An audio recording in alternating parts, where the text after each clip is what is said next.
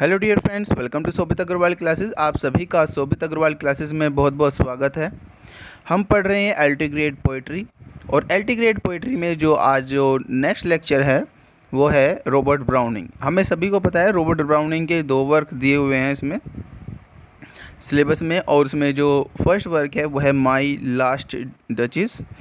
तो उसके बारे में पढ़ते हैं। ये एक ड्रामेटिक लिरिक थी और एक ड्रामेटिक मोनोलो भी था। मोनोलो होता है बेसिकली, ड्रामेटिक मोनोलो क्या होता है, जिसमें जो स्पीकर होता है वो बोलता है और लेकिन अपनी इनर मोस्ट फीलिंग भी वो शेयर करता है, लेकिन सामने वाले के रेस्पॉन्स को वो एक्सपेक्ट नहीं करता। सामने वाला कोई भी रेस्पॉन्स नहीं करता, मतलब वो एक तरीके से पैसिव लिसनर का काम करता है। और जो ये फर्स्ट अपीयर्ड हुई थी 1842 में हुई थी, जो ब्राउनिंग की ड्रामेटिक लिरिक्स थी उसमें। पोएम कंपोज्ड हुई इसमें 28 राइमिंग कपलेट में, आयम्बिक पेंटामीटर में। इस तरीके क्वेश्चन आ जाते हैं।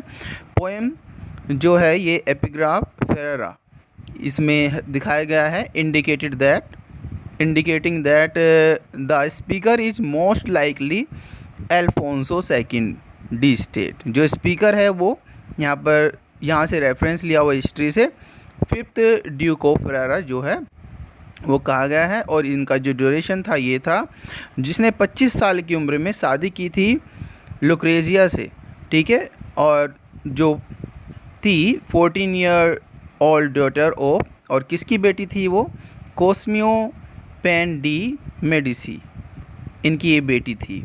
और इसी की पोर्ट्रेट के बारे में यहाँ पर बताया जा रहा है। फेरेरा जो था वो इम्पोर्टेंट एक ड्यूकडम था इन इटली का बहुत ही इम्पोर्टेंट एक ड्यूक था जो फेरेरा था, और ये रेनेसां के पीरियड में भी बात की जा रही है। इस पोएम में ड्यूक ऑफ फेरेरा जो है ये एक विडोवर है, मतलब इसकी पत्नी जो है वो मर गई है या इसने ही मरवा दी गई है, वो आगे हम पोएम में डिस्कस करेंगे। और intends to marry a lady, और वो एक लेडी से अब शादी करना चाहता था। तो एक राजा ने, एक काउंट ऑफ नेबरिंग ड्यूकडम, पड़ोस के एक राजा ने एक मैसेंजर भेजा है प्रपोजल के साथ, with the proposal of marriage. और जो वो मैसेंजर है अप्रोच द ड्यूक, और ड्यूक के पास पहुंचता है, tells him that the count his master want to marry of his daughter to him. तो यहाँ पर जो मैसेंजर आता है एक तरीके से काउंट का मैसेज लेकर आता है कि वो अपनी बेटी की शादी तुमसे कराना चाहते हैं। Thereupon the duke of Ferrara takes the messenger upstairs, सीढ़ियों से ले जाता है वो, और वो दिखाता है जो डचीज थी जिसकी पेंटिंग दीवार पर लटकी हुई थी, उस पेंटिंग को वो दिखाता है। और ये present poem begins at this point, और यहीं से ये पोएम जो है वो शुरुआत होती है, माई लास्ट डचेस। ये बेसिक सा इसका पता होना चाहिए था आपको, क्योंकि एग्जाम में क्वेश्चन आ जाता है। तो फेरेरा जो है वो ही बोल रहा है, लाइन बाय लाइन हम डिस्कस करते चलेंगे। तो वो बोल क्या रहा है, this is my last duchess. उसे जो मैसेंजर जो भेजा गया है उसे बोल रहा है वो कि ये मेरी लास्ट डचेस है, जो पेंटेड ऑन द वॉल, जो दीवार पर पेंटेड है इस समय, जिसकी दीवार पर आप तस्वीर देख पा रहे हो, ये मेरी लास्ट डचेस है। Looking as if she were alive, और वो ऐसी लग रही है कि जैसे कि वो जीवित हो। I call that piece of wonder, मैं इसे पीस ऑफ वंडर बोलता हूँ नाउ अब। एंड फ्रा फेंडोल्फ, जिसने इस पेंटिंग को बनाया था उसका नाम था फ्रा फेंडोल्फ। हैंड्स वर्कड बिजीली ए डे, उसने पूरा दिन कार्य किया। देयर शी स्टैंड्स, जब वो बैठी रही, वो पूरे दिन बैठी रही उसकी पत्नी। और जब फ्रा वेंडोल्फ जो है, इसने एक ऑर्डर दिया था कि तुम्हें मेरी पत्नी की पेंटिंग बनानी है, तो उसने बनाई पूरा दिन व्यस्त रहकर। विल प्लीज़, अब वो उसे कह रहा है कि तुम क्या बैठोगे, मतलब उसे ऑर्डर सही दे रहा है उस मैसेंजर को। Will please you sit look at her, और क्या तुम बैठोगे यहाँ पर और उसकी तरफ को देखोगे ध्यान से। I said Fra Wendolf by design, मैंने फ्रा वेंडोल्फ को इस डिज़ाइन को बनाने के लिए कहा था। For never read stranger like you that pictured countenance.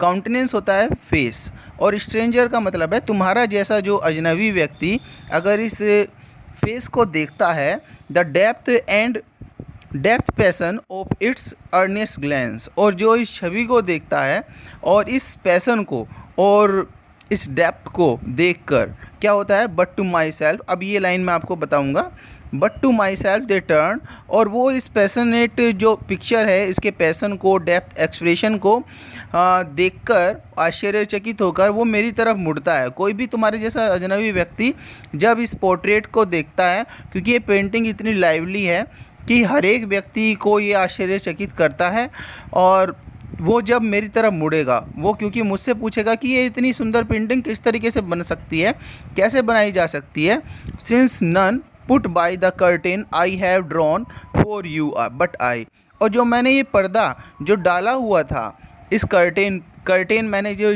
चित्र जो पोर्ट्रेट है मैंने यहाँ पर एक कर्टेन डाला हुआ था, आई have drawn for you and but I, मैंने ये जो पर्दा है ये तुम्हारे लिए ही खोला है, मैं ये पर्दा अक्सर नहीं उतारता।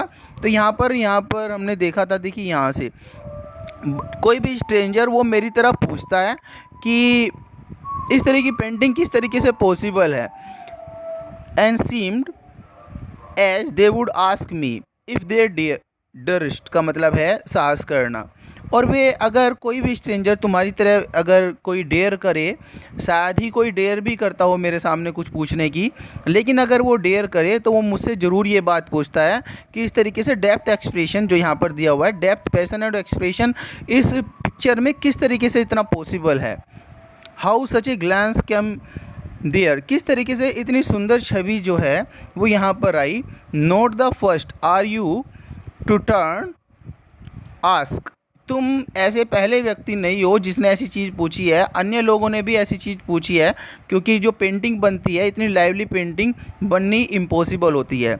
हर हस्बैंड प्रेजेंस ओनली, और इतनी इम्पोर्टेंट इतनी सुंदर जो पेंटिंग है वो सिर्फ हस्बैंड की प्रेजेंस पर तो नहीं बन सकती कि वो लड़की बैठी है फ्रॉक एंड ऑल बना रहा है पेंटिंग और वहाँ पर हस्बैंड की भी प्रेजेंस हो, उसकी मुस्कुराहट से, हस्बैंड की प्रेजेंस से खुश होकर इतना सुंदर एक्सप्रेशन उस लड़की के चेहरे पर आया उसकी पत्नी पे, लेकिन ये उसके सिर्फ उसके प्रेजेंस के कारण नहीं हो सकता। Call that spot a joy of duchess cheek, और जो ये उस पेंटिंग में दिख रहा है उस डचीज़ के गालों पर, perhaps Fra Pandolf chanced to say, और शायद वो मेरे कारण नहीं था, वो फ्रॉक एंड डॉल्फ ने शायद उसे कहा हो हर मेंटल लैप्स। मेंटल लैप्स का मतलब है कि जैसे कलाई होती है, कलाई पर उसका जो कपड़ा आ रहा होगा, over my lady wrist too much, वो मेरी लेडी के रिस्ट पर टू मच आ रहा था, तो फ्रॉक एंड डॉल्फ ने शायद उसे कहा होगा कि जो ये कपड़ा तुम्हारे हाथों पर आ रहा है तो कृपया करके इसे थोड़ा साइड में कर लो। तो जो उसकी पत्नी थी छोटी छोटी बातों पर मुस्कुराहट जाती थी, तो शायद इसी वजह से उस चेहरा उस समय मुस्कुराहट भरा आया होगा उसका, और उसने इसे पेंटिंग बनाई होगी। Must never hope to reproduce the faint half flush that dies along her throat, half flush होता है लाली, तो यही कारण रहा होगा जो उसकी जो छवि है, इन लाइनों का अर्थ है कि जो उसकी छवि है, जो लाल रंग की जो लाली है जो आई होगी, लाल रंग की लाली का कारण यही होगा कि फ्रॉक एंड डॉल्फ ने ये कहा होगा कि तुम्हारे हाथों पर जो ये शॉल है इसे थोड़ा साइड कर लो, ये बहुत ज़्यादा आ रही है, तो शायद यही कारण होगा। And was courtesy she thought cause enough, और कॉर्टसी होता है ये छोटी बात, सी थॉट उसने सोचा, और इसी के कारण कॉज एनफ, और शायद इसी ने ही इतना कॉज कर दिया कि वो हंस सके, for calling up spot of Joy, और इसी वजह से उसे खुशी हो गई इसी चीज़ से, सिर्फ ये छोटी छोटी सी बात थी, इससे वो खुश हो गई। सी हैड ए हार्ट, उसके पास एक ऐसा दिल था जो मेरी पत्नी थी। हाउ शैल आई से, मैं कैसे कहूँगा, टू सून मेड ग्लैड, वो बहुत जल्दी खुश हो जाती थी। टू ईजली इम्प्रेस्ड, और बहुत जल्दी किसी से भी इम्प्रेस हो जाती थी। She liked whatever she looked on, वो हर एक चीज़ को पसंद करती थी, लुक ऑन जिस भी चीज़ को वो देखती थी। And her looks went everywhere, उसके जो चेहरा था हर तरफ घूमता रहता था। एंड दिस ऑल वन, और वो सभी को समान रूप से प्रेम करती थी। My favour at her breast, इसका मतलब क्या है, ब्रेस्ट का मतलब है उसकी छाती, मेरे हीरो का हार भी उसकी छाती पर पड़ा रहता था। मतलब मेरे हीरो के हार की वो तुलना किसी से भी कर सकती थी। वो dropping sun, daylight of west, वो पश्चिम में सूर्य के छिपते हुए से तुलना कर सकती थी मेरे हार की।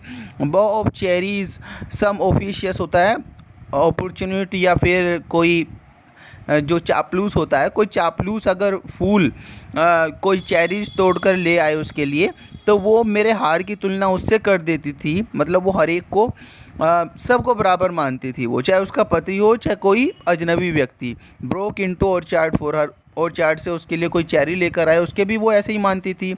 या फिर वाइट म्यूल, वाइट म्यूल होता है सफ़ेद खच्चर, या फिर सफ़ेद खच्चर पर she rode with round the terrace all and each, वो प्रत्येक को, भले ही वो सफ़ेद खच्चर पर सवारी कर रही हो और टेरेस पर चल रही हो, वो इस जो उसे आनंद मिलता था वो उस आनंद की तुलना मेरे ब्रेस्ट से, जो मेरे जो हीरो का हार था उसी से कर देती थी। मतलब उसके लिए सभी चीज़ें इक्वल सी थी, उसके लिए कोई महत्वपूर्णता नहीं थी कि मतलब कि उसके हस्बैंड ने उसे हार दिया हुआ है, वो उसकी तुलना किसी से भी कर सकती थी। एंड वो draw from alike approving speech, वो प्रत्येक की जो स्पीच थी, प्रत्येक के जो शब्द थे, वो सभी को बराबर रूप से वो उसे ड्रॉन करती थी, हर एक पर उसका अट्रैक्शन सेम होता था। सो ब्लश एटलीस्ट, और वो शर्माती थी प्रत्येक व्यक्ति को देखकर। सी थैंक्ड मैन, वो प्रत्येक व्यक्ति को धन्यवाद देती थी। गुड, ये अच्छी बात है। But thanked somehow I know not how as she rank, मैं नहीं जानता वो किस तरीके से रैंक कर सकती थी, किस तरीके से वो रैंक कर सकती थी और लोगों के धन्यवाद को। My gift of 900 years old name, मेरे 900 साल पुरानी जो हमारी परंपरा है उसे, मैंने उसे उपहार में कोई चीज़ दी, वो उसकी तुलना भी किसी से भी कर देती थी, आज अनजान व्यक्ति से भी कर देती थी। अनजान व्यक्ति उसे कोई चीज़ ला कर दे दे या कुछ भी, तो वो मेरा जो 900 साल पुराना नाम था वो उसकी एक तरीके से मिट्टी में मिलाने के लिए वो तैयार थी। विद एनी बडी गिफ्ट्स, वो उसकी तुलना किसी के भी गिफ्ट से कर सकती थी। Who would stoop to blame sort of trifling, stoop होता है उसके सामने, स्टॉप होता है झुकना, तो उसके सामने who stop to blame the sort of trifling, ये तुच्छ जो व्यवहार वो करती थी, तो कौन झुकता उसके सामने, स्टूप होता है झुकना, कौन उसके सामने झुकता और ये बताता कि जो तुम कर रही हो ये गलत है। Even had you skill in speech which I have not to make your will, हालांकि मेरे पास उतनी स्किल नहीं है जितनी मैसेंजर तुम्हारे पास है। शायद होती तो शायद मैं इसे यूज़ करता और उसके सामने झुककर मैं उसकी गलती भी बताता, लेकिन मेरे पास इतनी ज़्यादा शब्द नहीं थे, मैं इतना बोलने में ज़्यादा आदी नहीं था। And to make your will quite clear as one says just this and disgust me, और मैं उसे कहता कि जो तुम्हारा ये व्यवहार है ये मुझे बहुत बुरा लगता है, ये मुझे डिस्गस्ट करता है।